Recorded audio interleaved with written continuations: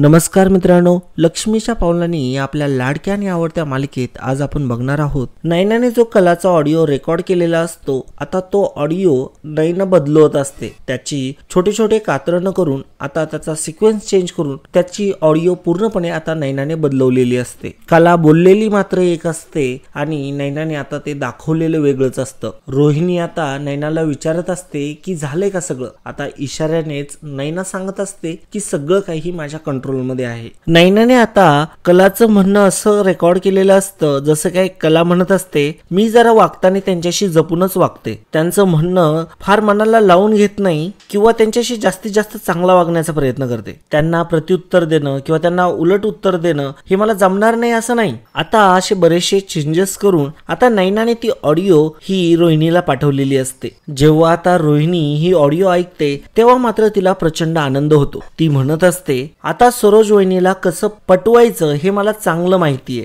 चला कला खरे, आता तुमची वरात निघणार आहे. नैना इकडं मात्र म्हणत असते की कला, आता तुझेच शब्द हे तुझ्याच घशात कसे घालते ते बघतच राहता तू. आता रोहिणी खाली आलेली असते आणि ती आता सरोजच्या रूम कडे चाललेली असते. नैना मात्र तिथेच डायनिंग टेबल वरती बसून ही सगळी मजा बघणार असते. आता कला मात्र किचन मध्ये काम करत असते. आता सरोजकडे रोहिणी आलेली असते. रोहिणी म्हणत असते की सरोज वहिनी, मला तुझ्याशी जरा बोलायचंय. तेव्हा सरोज काम करत असते, त्यामुळे ती म्हणत असते की हे बघ रोहिणी, उगच भुनभुन करू नको, मी काम करते दिसतंय ना तुला, जरा गप्पच बस तू. तेव्हा रोहिणी म्हणत असते की हो मला दिसतंय, मी कधी जरी आले ना तरी तू कामच करत असते. तेव्हा आता सरोज म्हणत असते, मग काय आता खोटं बोलते मी. तेव्हा आता रोहिणी म्हणत असते, सरोज वहिनी अगं तू खोटं बोलत नाहीयेस ग, परंतु तू आहे ना तू खूप काम करत असतेस. आता रोहिणी सरोजला उगच हरभऱ्याच्या झाडावरती चढवत असते जेणेकरून रोहिणीला जे हवंय ते आता सरोजकडून करता येईल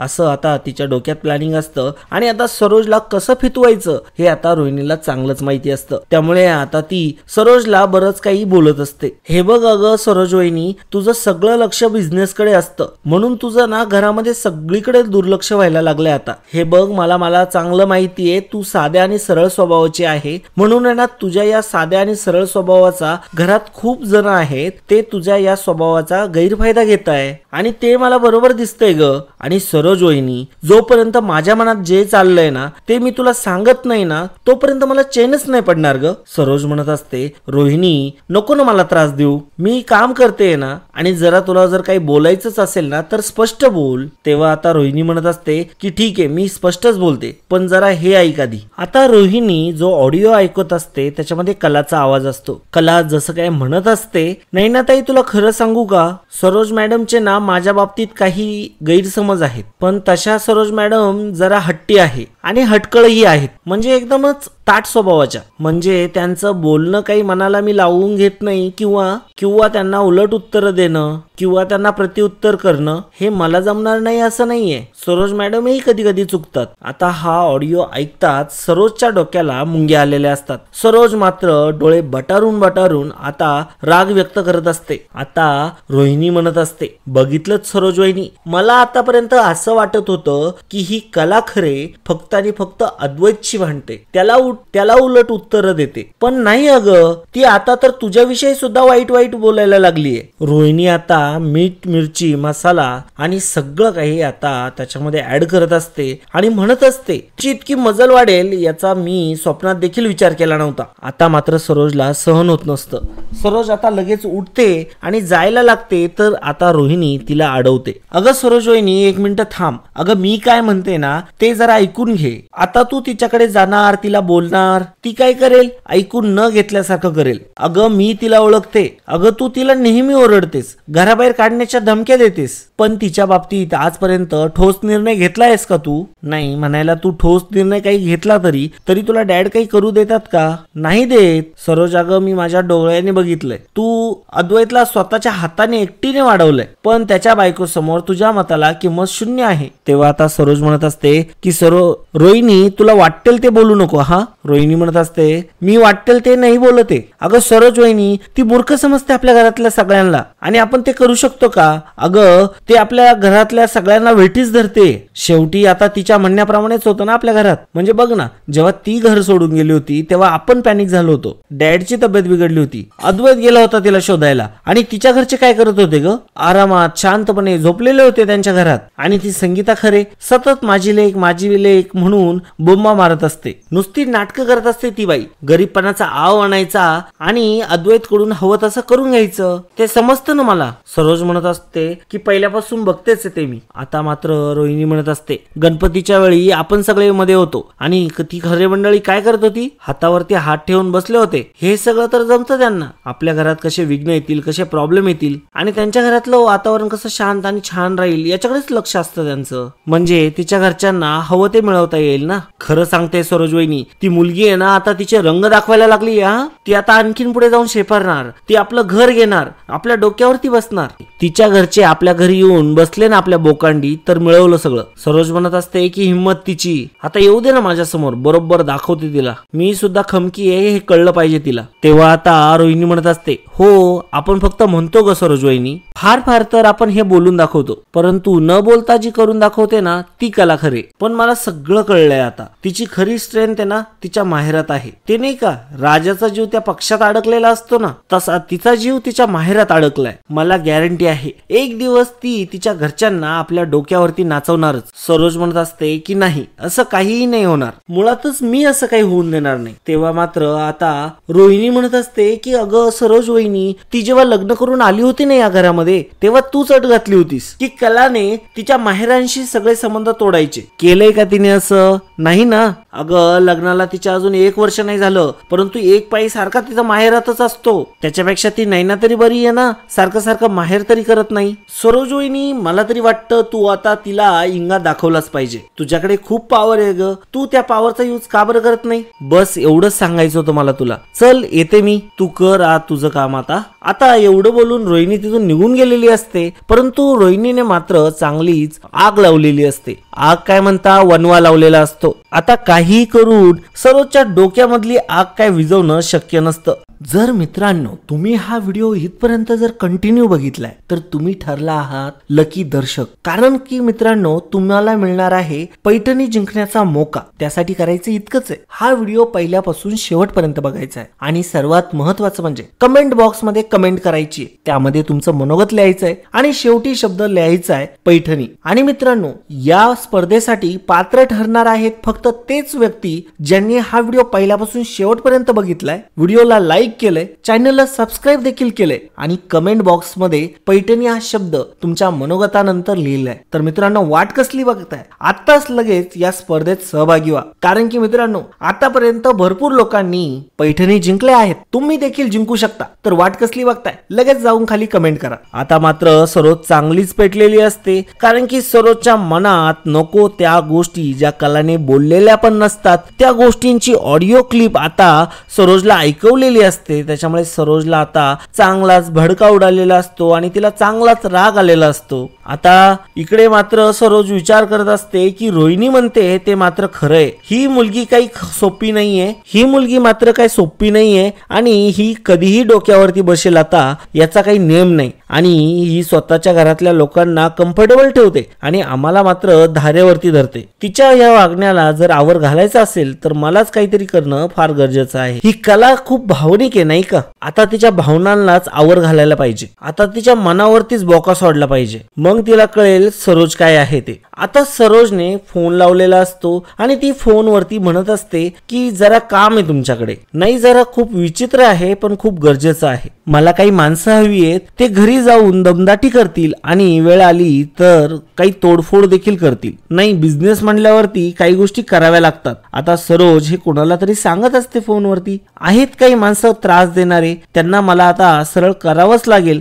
असं ती त्या व्यक्तीला सांगत असते. एक काम करा तुम्ही, माझ्याकडे नंबर द्या, मी कॉल करते त्यांना. काय करायचंय हेही मीच सांगते त्यांना. असं म्हणून आता सरोजने फोन ठेवलेला असतो. आता सरोजचं डोकं मात्र विचित्र चालायला लागलेलं असतं. सरोज आता कोणत्या पातळीला जाईल याचा काहीही अंदाज नसतो. कला अद्वैत आता इकडे रूम मध्ये असतात आणि आता अद्वैतचं काम लॅपटॉपवरती सुरू असतं. तिकडे सरोजने मात्र आता मोठा गेम प्लॅन केलेला असतो. याची साधी सुधी भनकही आता कलाला नसते. कला मात्र इकडे अद्वैतच्या रूम मध्ये असते. ती घरातल्या सगळ्या गोष्टी आवरत असते, सगळ्या कपड्यांच्या घड्या घालून, आणि तिने आता ते कपाटामध्ये ठेवलेले असतात. आता मात्र ती कपाट उचकत असते. त्या कपाटातून एक फाईल आता कला बाहेर काढते. आता कलाला एक आयडिया सुचत असते. तिला देवी आईच्या मंगळसूत्रांबद्दल आता अद्वैतशी बोलायचं असतं. ती म्हणत असते की अरे चांदेकर, मला काय म्हणायचं ऐकतो का? अरे मी काय म्हणत होते, यावर्षी देवी आईचे जे मंगळसूत्र आहे ना त्याच्यामध्ये आपण जरा नवीन काहीतरी केलं तर. नाही म्हणजे ते आपला नवीन लॉन्च पण जवळ येतोय ना, त्याच्यामुळे म्हणते मी. नाही म्हणजे मला काय वाटतंय माहितीये का, जे देवी आईचं मंगळसूत्र आहे ना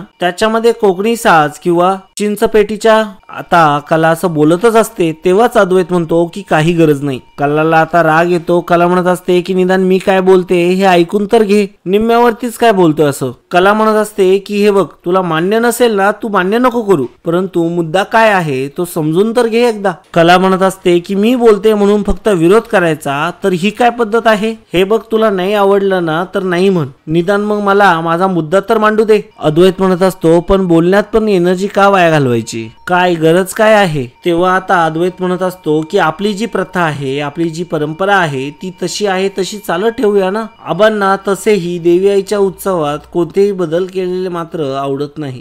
कला आता म्हणत असते की मला माहितीये आबांना प्रथा आणि परंपरेमध्ये काही बदल आवडत नाही. अद्वैत म्हणत असतो की ही आयडिया आधी तुझ्या डोक्यात आली म्हणून तू आता नाचू नकोस. तुझ्या आधी हे मला सुचलं होतं. लास्ट इयर मी देवी आईच्या उत्सवात देवी आईची जी मूर्ती आहे त्याचं मंगळसूत्र हे मी डायमंडचं केलं होतं. त्यावेळेस त्यांना ते आवडलं नव्हतं, ते आबांनी रिजेक्ट केलं होतं. तेव्हा कला म्हणत असते ते मॉडर्न होतं, परंतु देवी आईसाठी आपल्याला आपली जी परंपरा आहे त्या साच्यातच त्या ज्वेलरीला टाकून आपण त्याचा दागिना बनवणार आहोत. हे बघ, तुला ऐकून नसेल घ्यायचं तर नको ऐकून घेऊस. कला आता म्हणत असते की हवं तर मी परंपरेनुसार एक छोटस डिझाईन बनवते आणि मग तुला दाखवते, चालेल का? तेव्हा मात्र अद्वैत म्हणत असतो हे बघ, मी या डिपार्टमेंटचा हेड आहे आणि मी ते अप्रूव्ह करणार नाही. तेव्हा आता कला म्हणत असते हे बघ, तुला जे करायचं ते तू कर, मला जे करायचं ते मी करणारच आहे. अद्वैत म्हणत असतो की पण फायनल डिसिजन मी घेणार आहे, एवढं एक लक्षात ठेव. कला म्हणत असते की फायनल डिसिजन हा चांदेकरांचा असेल,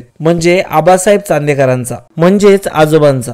आता मात्र अद्वैतला चांगलाच राग आलेला असतो. कलाने डायरेक्टली त्याच्या तोंडावरती त्याची इज्जत काढलेली असते. आता इकडे दुसरीकडे मात्र आता खऱ्यांच्या घरी अचानक काही गुंड घुसून येतात आणि ते घरामध्ये तोडफोड करू लागतात. आता त्यांना थांबवण्याचा प्रयत्न हे सर्वजण करत असतात. काजू देखील त्यांना थांबवण्याचा प्रयत्न करत असते. आता दिनकर राव देखील खूप प्रयत्न करत असतात त्यांना थांबवण्याचा, परंतु त्यामधला एक व्यक्ती म्हणत असतो की 0 मिनिटात हे घर खाली करायचंय, अजिबात इथं थांबायचं नाहीये आणि पोरांनो इथं जी गोष्ट दिसेल ती फोडून टाका. आता मात्र ते म्हणत असतात की तुम्ही आमचं नुकसान केलं तर आम्ही तुमचं नुकसान करणारच, असं म्हणत आता पूर्ण घरभर ते तोडफोड करत असतात, पार काहीच ठेवत नसतात. आता घरामध्ये एक माठ असतो, तो देखील एक व्यक्ती येतो आणि तो फोडून जातो. आता एक दुसरा गुंड असतो, तो गुंड डायरेक्टली आता तिथं जे सोपे पडलेले असतात ते सोपे घेतो आणि ते देखील तोडून टाकतो. आता तिथे असलेले फोटो, तिथे असलेल्या सगळ्या महत्वाच्या गोष्टी आता त्यांनी तोडलेल्या असतात. आता काजलला काय करावं काय नाही करावं, आणि आता ती परिस्थितीच अशी आलेली असते की क्षणात त्यांनी 1 ते 1.5 मिनिटामध्ये पूर्ण घर फोडून तहस महस करून टाकलेलं असतं. काही करायचा वेळ देखील मिळालेला नसतो आणि आता काजलने कलाला फोन लावलेला असतो. कलाला आता तिने फोन केलेला असतो. कला आणि अद्वैत मात्र इकडे बेडवरती बसलेले असतात. कला तिचं काम हे ड्रॉइंगचं चालू असतं तिचं, आणि अद्वैतचं मात्र फोन मध्ये काहीतरी लक्ष असतं. आता दोघेही तिथे बसलेले असतात, दोघेही एका रूम मध्ये असतात. आता मात्र कलाला फोन आलेला असतो. कला जेव्हा तो फोन बघते तेव्हा कला म्हणत असते की हा बोल काजू, काय म्हणतीयस? तेव्हा आता काजल म्हणत असते की हॅलो ताई. तेव्हा आता ती एका व्यक्तीला म्हणत असते की ए थांब रे बाबा. तेव्हा मात्र आता कलाला सगळा नॉईज ऐकू जात असतो, त्यातला आरडाओरड ऐकू जात असतो. तेव्हा काजू म्हणत असते की आपल्या घरात काही लोक शिरली आहे आणि ते आपल्या पूर्ण घराची तोडफोड करताय. तेव्हा आता कला म्हणत असते की गुंड्या अरे काय झालंय? अरे ती बाबा ठीक आहे ना? बाबांचा आवाज येतोय मला पाठीमागून. काजल म्हणत असते की नाही आम्ही सगळे ठीक आहोत, पण हे सगळं घर फोडताय. ते म्हणताय की आम्ही कर्जाचे हप्तेच भरले नाहीये. तेव्हा आता कला म्हणत असते की असं कसं शक्य आहे? जेव्हा मी आईला विचारलं होतं तेव्हा आई म्हणाली होती की मी कर्जाचे 2 आगाऊ हप्ते भरलेले आहेत, असं ते करू शकत नाही. काजल म्हणत असते की हो ताई अगं ते आपल्याला माहिती आहे, पण हे लोक कोण कुठून आलेत काही सांगतच नाही आपल्याला, कसलंच काही कळू नाही राहिलं आणि हे डायरेक्टली तोडफोड करू राहिले. माझा एकही शब्द ऐकून घ्यायला तयार नाहीये, काही डॉक्युमेंट वगैरे दाखवले नाही, डायरेक्टली आता येऊन घरात तोडफोड करू राहिलेत. ताई ताई तू एक काम कर ना, तू लवकर इथं निघून ये ना. तेव्हा आता कला म्हणत असते की ठीक आहे मी ताबडतोब आले,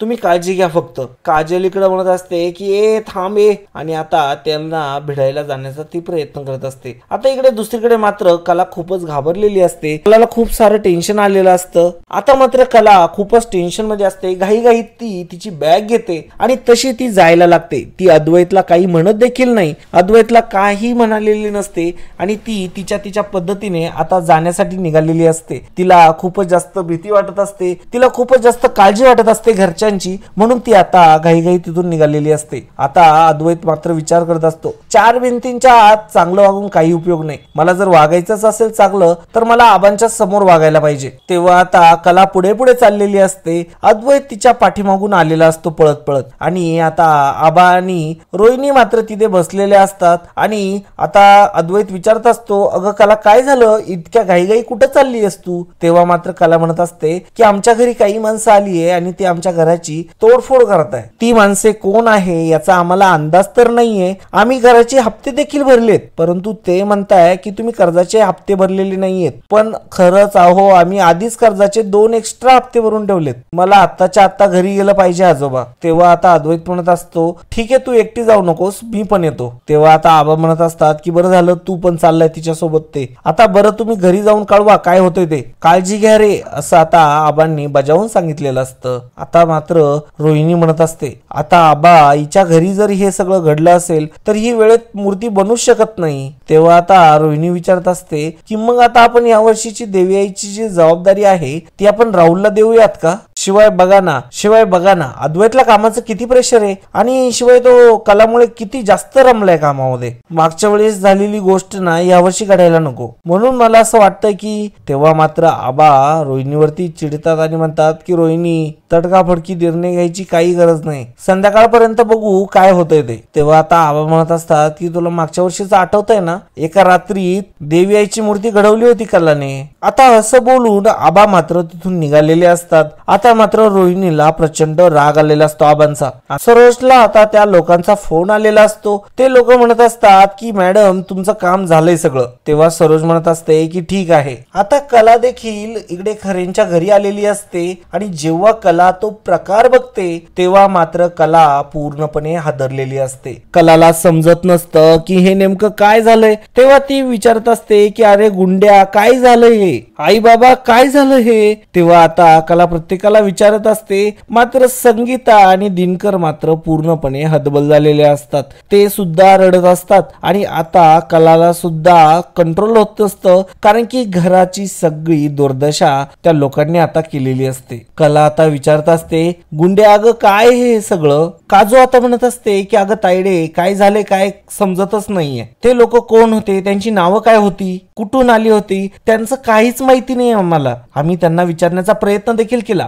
दिनकर म्हणतो मी त्यांनी राहून विचारत होतो की तुम्ही कोण आहात, कशाला आलायत आणि कोणत्या बँकेचे आहात, कारण की ते फक्त एवढंच म्हणायचे की तुम्ही हप्ते भरले नाही. त्यांना म्हटलं मी पावती दाखवतो, सगळं दाखवतो, आम्ही 2 एक्स्ट्रा हप्ते भरले, तरी देखील ते ऐकायला तयार नव्हते. ते कुणाचं काहीच ऐकत नव्हते, त्यांनी फक्त आणि फक्त घरात तोडफोडच चालू ठेवली होती. दिनकर म्हणतो की ते फक्त आणि फक्त एवढंच म्हणत होते की तुम्ही हप्ते भरले नाही, आमचं लय नुकसान केलंय तुम्ही, बाकी काही सांगतच नव्हते. तेव्हा आता कला म्हणत असते आपण पुढले 2 हप्ते एक्स्ट्रा भरलेत, थांबा मी आताच्या आता फोन लावते आणि बँक मॅनेजरला झपते. तेव्हा आता काजू म्हणत असते काय ग तावडे तू फोन लावते का? तेव्हा कला म्हणत असते अगं हो ना, मी केव्हाचा फोन लावते, उचलतच नाहीये. काजू म्हणत असते की काय मॅटर झालाय यार, हा आपण जर असेच जर घरात बसून राहिलो ना तर आपल्याला कळणारच नाही हा काय मॅटर झाला ते. आता सर्वजण तिथे उभे असतात, आजूबाजूला सगळं साहित्य पडलेलं असतं, घरामध्ये सगळीकडे विखुरलेल्या गोष्टी पडलेल्या असतात. आता मात्र दिनकरराव डायरेक्टली चालत चालत येतात आणि अद्वैतच्या डायरेक्टली पायाशीच पडतात. आता त्यांनी अद्वैतचे पाय धरलेले असतात. तेव्हा आता अद्वैत म्हणत असतो की अहो तुम्ही हे काय करताय? तेव्हा मात्र दिनकर म्हणत असतो की आता तुम्हीच काहीतरी मार्ग काढा अद्वैतराव, पोलिसांकडे जावं लागल, आमच्या सारख्या छोट्या माणसांचं पोलीस ऐकून बी घेणार नाही, तुम्ही सबूत जर टाकला तर निदान काहीतरी होईल, कळलं तर पाहिजे ना कोण माणसं होती, काय करत होती, का बरं हे सगळं केलं, काय चूक झाली आमची. तेव्हा आता कला म्हणत असते की अहो बाबा पाया काय पडताय? तेव्हा अद्वैत म्हणत असतो की बरोबर आहे खरेच, आय मीन बरोबर आहे कलाचं, तुमच्या मुलीचं, हे बघा मी तुमच्यापेक्षा खूप लहान आहे, माझे पाय वगैरे धरायची गरज नाहीये तुम्हाला, मी समजू शकतो हा प्रॉब्लेम झालाय, मी एक काम करतो, मी त्या पतसंस्थेच्या अध्यक्षांना फोन करून बघतो, ओके. तेव्हा आता कला म्हणत असते अरे पण काही उपयोगच नाही अरे, कारण की आज रविवार आहे, बँकेला सुट्टी आहे, ऑफिसमध्ये कोणीच नसेल. आता संगीता मात्र म्हणत असते अगं त्यांचा ते फोन उचलतील. तेव्हा आता संगीता अद्वैतला रिक्वेस्ट करत म्हणत असते की जावई बापू तेवढा फोन लावा ना. आता ती पार रडत रडत हात जोडून म्हणत असते. आता अद्वैतने फोन लावलेला असतो, अद्वैत फोनवरती बोलत असतो, नमस्कार मी अद्वैत चांदेकर बोलतोय. तेव्हा अद्वैत म्हणत असतो की येस आय एम फाईन, मी एका वेगळ्याच कामासाठी तुम्हाला फोन केलाय. मिस्टर दिनकर खरे यांच्या घरी तुमची काही माणसं आली होती आणि त्यांनी या घरात येऊन सगळीकडे तोडफोड केली आहे. मला सांगा तुमच्याकडे एखादा माणूस मदत मागायला येतो, त्याच्या घरात तुम्ही अशी तोडफोड कशी काय करू शकता? अद्वैत म्हणत असतो की काय बोलताय तुम्ही? आता मात्र सगळ्यांचं लक्ष अद्वैतच्या फोनकडे असतं. अद्वैत काय बोलतोय, कसं बोलतोय हे सगळे आता बघत असतात, कारण की आता अद्वैतला देखील शॉक बसलेला असतो आणि सगळ्यांना देखील आता शॉक बसलेला असतो. कला देखील आता अद्वैतकडेच बघत असते आणि आता काजल देखील अद्वैतकडेच बघत असते. अद्वैत मात्र म्हणत असतो की काय? तेव्हा आता सगळ्यांना जरा भीती वाटत असते. संगीता म्हणत असते की काय झालंय जावई बापू? तेव्हा मात्र कला म्हणत असते की थांब समजेल ते फोन बोलताय, आणि असं आता अद्वैत फोन कट करतो. आता मात्र अद्वैतने फोन ठेवल्यानंतर संगीता म्हणत असते की समजा ठीक आहे ना. तेव्हा आता दिनकर म्हणत असतो की काय झालं जावई बापू, तुम्ही असा अचानक फोन का ठेवला? म्हणजे आता अद्वैत म्हणत असतो की तुमची मुलगी म्हणते ते खरं आहे, आय मीन त्यांनी सुद्धा कन्फर्म केलंय तुमच्याकडून त्यांना 2 महिन्याचे आगाऊ हप्ते गेलेत, पण त्यांचं असं म्हणणं आहे की त्यांच्याकडून तुमच्याकडे अशी कोणतीही माणसं आलेली वगैरे नाहीये. मग ही माणसं कोण होती? आता मात्र हे असं बोलल्यानंतर कलाला सुद्धा प्रश्न पडलेला असतो. कला सुद्धा आता विचार करत असते. संगीता मात्र म्हणत असते कोण होती ही माणसं? तेव्हा आता सगळे जण आता विचार करायला लागलेले असतात. कोणाला काहीही क्लू लागत नसतो की हे माणसं नेमकी कोण आहे, कशाला आली होती आणि का बरं असं त्यांनी केलं. आता याचा काही पत्ता लागायला काही चान्स नसतो. आता अद्वैत प्रचंड विचारामध्ये पडलेला असतो. आता दिनकर काका आणि अद्वैत तिकडे बसलेले असतात. दिनकर काका म्हणत असतात की अद्वैत साहेब तुमच्या सारख्यांचे फोन सगळे जण उचलतात, परंतु आमच्या सारख्यांना काही चेहरा नसतो, आमचा फोन कोणी उचलत पण नाही, आणि उचलला फोन तर आमच्याशी कोणी धड बोलतही नाही, आणि असे व्यथा आता दिनकर काका सांगत असतात. अद्वैतला आता दिनकर काका म्हणत असतात की उगाच तुम्ही विचारलं म्हणून आता एवढी माहिती कळाली, पण आता मला तर काय उमजाना झालंय ती कोण माणसं होती, कशापायी त्यांनी हे समज केलं, काहीच समजाना झाले. चेहरे बघितले त्यांचे पण कोणीही ओळखीचं नव्हतं, म्हणजे आपल्या गावचे तर वाटत नव्हते ते. तेव्हा अद्वैत म्हणत असतो की बरोबर आहे, मी सुद्धा हाच विचार करत होतो की असं कसं काय घडलं. तेव्हा दिनकर काका म्हणत असतात की मला तर वाटतं कुणाच तरी खूप मोठा गैरसमज झालेला आहे, नाहीतर कोणीतरी मुद्दाम केला असणार, पण मुद्दाम कोण कशापायी करेल असं आमच्या सोबत? आम्ही कोणाच्या ना आद्यात ना कोणाच्या मध्यात, ना कधी कोणाशी काही संबंध ना कोणाशी काही भांडण, मग हे असं कसं काय केलं कोणी? मला तर काही समजाना झालंय, मला काही कळू पण नाही राहिलं. कोणाशी दुश्मनी नाही, कोणाशी वैर नाही, तरी देखील असं झालं. तेव्हा अद्वैत म्हणत असतो की हो मी तेच विचार करतोय, आणि वैर जरी असलं किंवा काही जरी झालं तरी त्या गोष्टी समोर येतातच ना, परंतु तुमच्या तशा काही गोष्टी कधी मला ऐकायलाच मिळाल्या नाही की तुमची कोणाशी वाद वगैरे आहे ते, तेव्हा मात्र दिनकर काका म्हणत असतात की नाहीच आहे, आम्ही एवढी गरीब माणसं, आम्हाला कोण शत्रू असेल. आणि हप्त्याचं म्हणायला गेलं तर पतसंस्थेचे पुढले 2 हप्ते भरलेले आहेत ऑलरेडी. ते तर ऐकलंय ना हो तुम्ही, काय कळाना झालंय. अद्वैत आता दिनकर काकांना म्हणत असतो, मला एक गोष्ट समजत नाहीये, वेगळीच माणसं म्हणजे नेमकी कोण. आणि मित्रांनो, अशा प्रकारे आजचा भाग इथेच संपतो. पुढील भागामध्ये आपल्याला बघायला मिळणार आहे, सरोज म्हणत असते की आपला त्या घराशी काही संबंध नाहीये, हे माहितीये ना तुला, आता असशील तसा इकडे ताबडतोब निघून ये. हो आई, अगं अजिबात काळजी करू नको, मी जितक्या लवकर शक्य होईल तितक्या लवकर तिकडे निघून येईल. आता मात्र सरोजने तो फोन डायरेक्टली कट केलेला. त्यानंतर आता अद्वैत मोबाईल चार्ज करत असतो. मोबाईलचं चार्जर तो लावतो आणि ते बटन चालू करायला जातो, तेव्हा त्याला एक शॉक बसतो. तेव्हा तो खूप मोठ्याने ओरडतो आणि म्हणतो की मी बटन चालू करायला गेलो तर मला शॉक बसला. तेव्हा कला म्हणत असते, एक एवढा छोटासा शॉक बसलाय तुला तर एवढं काही करतोयस, असं वाटतंय की जसं काही शॉर्ट सर्किटच झालंय. आता इकडे अद्वैत जरा बाहेर येत असतो. पावसाने पाणी सगळं पाणी झालेलं असतं आणि सगळं ओलं असतं. तेव्हा तो म्हणत असतो, हे काय इथं सगळं ओलं लागतंय, या घरात ना सगळे प्रॉब्लेम्स आहेत. तेव्हा मात्र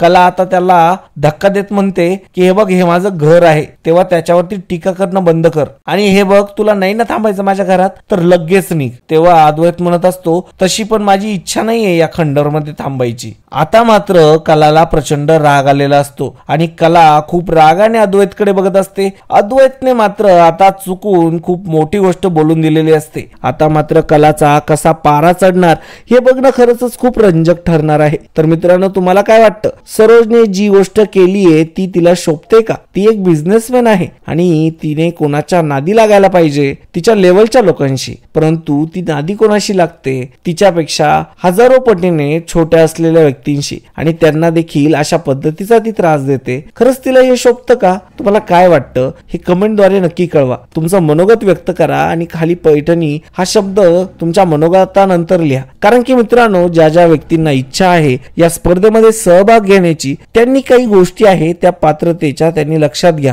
कारण की त्याच व्यक्तींना आम्ही निवडतोय ज्या लोकांनी या सगळ्या गोष्टी केल्यात. आणि आमच्या निदर्शनात असं दिसून आलंय की बरेचसे लोक व्हिडिओ बघताय परंतु सबस्क्राईब करत नाहीये, काही सबस्क्राईब करताय परंतु व्हिडिओ पूर्ण बघत नाहीये, कमेंट मात्र करताय. तर माझं प्रत्येकाला एवढंच म्हणणं आहे, तुम्ही जर कमेंट करताय तर व्हिडिओला लाईक देखील करा, सबस्क्राईब करा चॅनलला, आणि एकदा केलेलं असेल सबस्क्राईब तर काही गरज नाही पुन्हा सबस्क्राईब करण्याची. परंतु मित्रांनो, तुम्ही व्हिडिओ पहिल्यापासून शेवटपर्यंत बघण्याची गरज आहे आणि मित्रांनो ते तुम्ही करायला विसरताय. तर मित्रांनो, असं करू नका, व्हिडिओ शेवटपर्यंत बघा.